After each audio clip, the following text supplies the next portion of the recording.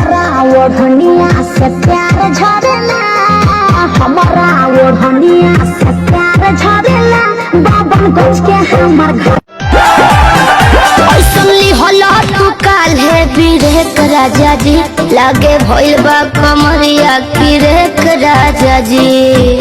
मुझे नहीं बुझाता सुना नहीं रहो।